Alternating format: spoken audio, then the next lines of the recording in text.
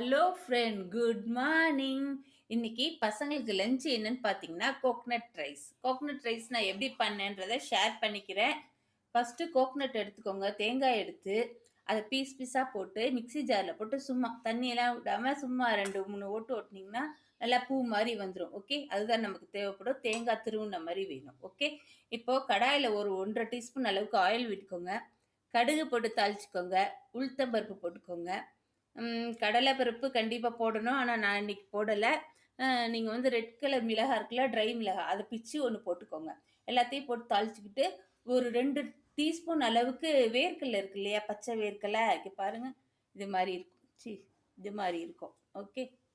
அத போட்டு நல்லா வறுத்துக்கோங்க. அதிலே அடுப்ப சின்னது பண்ணிட்டு ரோஸ்ட் பண்ணிக்கோங்க. இது எல்லாத்தையும் பண்ணிட்டு, தேங்காய் துருவுனது இருக்கு இல்லையா? அதையும் போட்டு நல்லா வதக்கி விட்டுக்கோங்க. கருத்து போகாத அளவுக்கு நல்லா சூடு பண்ணிக்கோங்க. ம்.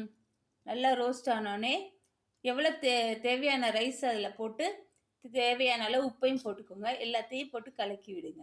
மேலே கருவேப்பிலை போட்டுக்கோங்க. அவ்வளோதான், சூப்பரான ஒரு தேங்காய் சாதம் நமக்கு ரெடி ஆயிடும். இது வந்து பசங்களுக்கு லஞ்ச் பாக்ஸ் கொடுக்க ரொம்ப நல்லாயிருக்கும்.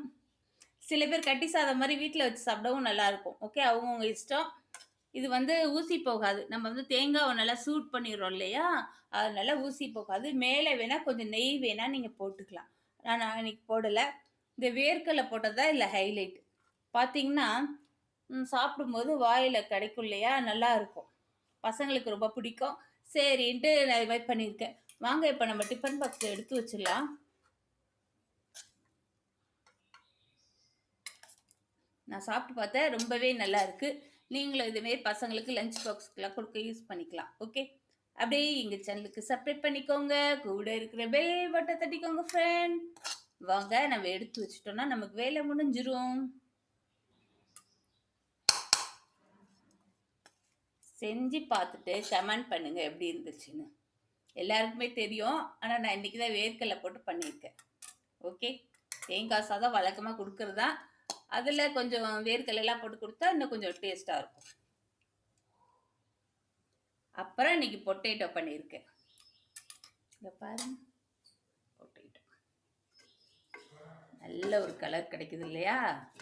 மிளகாத்தூள் ஜாஸ்தி போட்டேன்னா என்னன்னு தெரியல. கலரா இருக்கு. ஓகே. எடுத்து வச்சிடலாம்.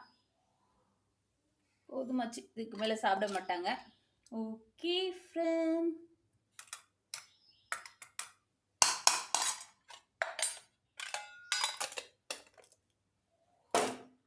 Okay friend, by.